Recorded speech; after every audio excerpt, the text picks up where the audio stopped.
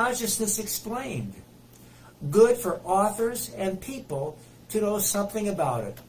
That's why I chose the song Wake Up, Little Susie, sung in 1957 by the Everly Brothers, who played the sons, Ricky and David Nelson, in the iconic 1950s and 60s TV show, The Adventures of Ozzie and Harriet. That starts the podcast. So here we go. Being awake is one of the prerequisites for consciousness. And here's a widely accepted definition of consciousness. At its simplest, it is awareness of internal and external existence. However, it has led to thousands of years of analysis, explanation, and debate among philosophers, theologians, scientists, in particular neuroscientists. Opinions differ about what exactly needs to be studied or even considered. Well, I have listened to many podcasts and read many books and articles about consciousness. And the takeaway from all of them is this. We're beginning to know what consciousness is. Scientists and neuroscientists in particular can sometimes measure it in humans and other higher forms of life. But most of the time we are unable to explain how the brain constructs consciousness.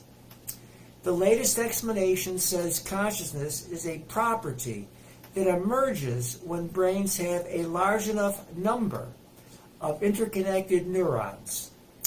The interconnections store both information and the means of processing it. Philosophers say that consciousness is a property of each individual brain. They label it qualia, which means an instance of subjective awareness of experience.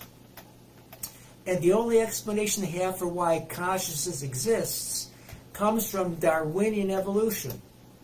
As the human brain evolved, natural selection decided that a large cerebral cortex containing a lot of, well, actually billions of neurons forming trillions of connections, this emergence allows the brain to predict more likely external outcomes that improve the odds of survival.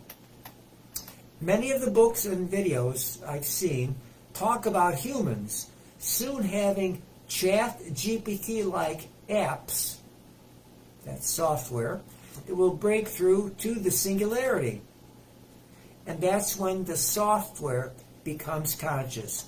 However, the people that believe this ignore that the human brain's asymptotic limits will keep this from ever happening. The brain is not smart enough to break through. For most of us, that should be enough to know about consciousness, but we can take it further for authors. Authors want to write stories that give readers an emotional jolt when following the storyline of the book's main characters. And authors show with words what the characters are thinking about and why they are.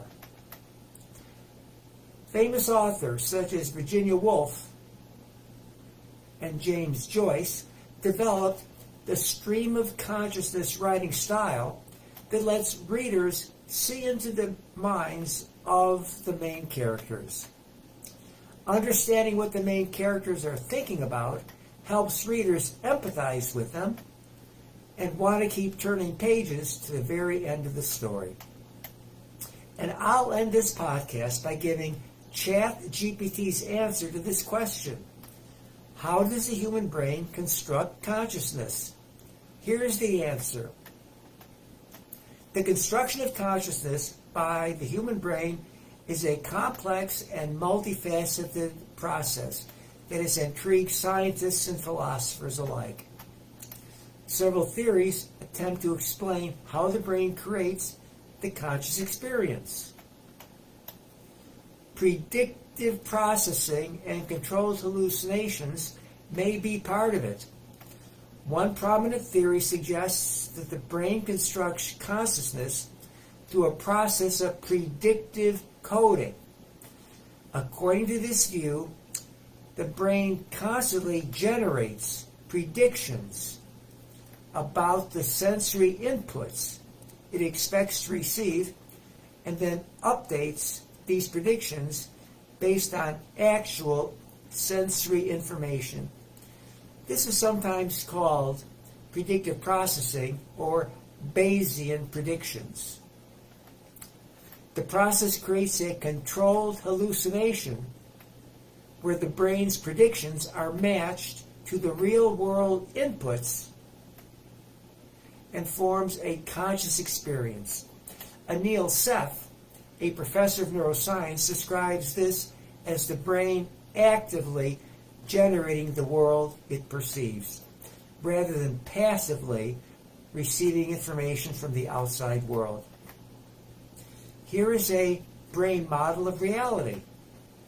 This perspective emphasizes the brain's role in constructing reality. Neuroscientist David Eagleman explains that the brain is locked in a vault of silence and darkness inside the skull, and it relies on sensory inputs to build a model of the external world. This model is a reconstruction or a hallucination that we are experiencing as reality. The brain uses limited information from the senses to create a coherent and hopefully accurate representation of the world. This is essential for navigating and interacting with the world we find ourselves in. And here is a relativistic theory of consciousness proposed by doctors Narir Lahav and Zakaria Nima. It suggests that consciousness cannot be reduced to neural activity alone. Instead, they argue that consciousness is a relativistic phenomenon that cannot be fully understood from a single cognitive frame of reference. This theory posits that while neural patterns correlate with conscious experience, they're not the experiences themselves. Consciousness arises from the interaction between different cognitive frames of reference, making it a complex and multidimensional phenomenon. It is an emergent property.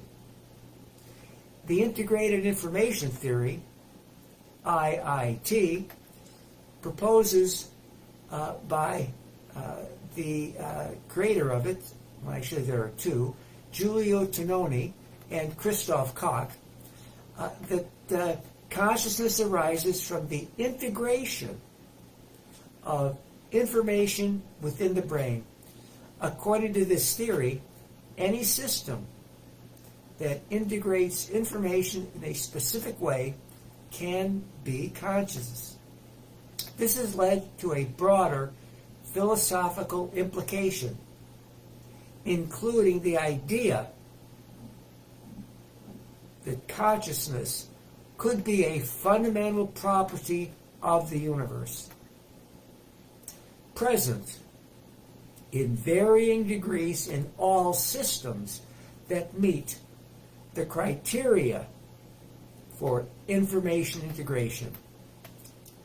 A philosophical and neuroscientific challenge to consciousness is called the mind-body problem, and it remains a significant philosophical challenge in understanding consciousness.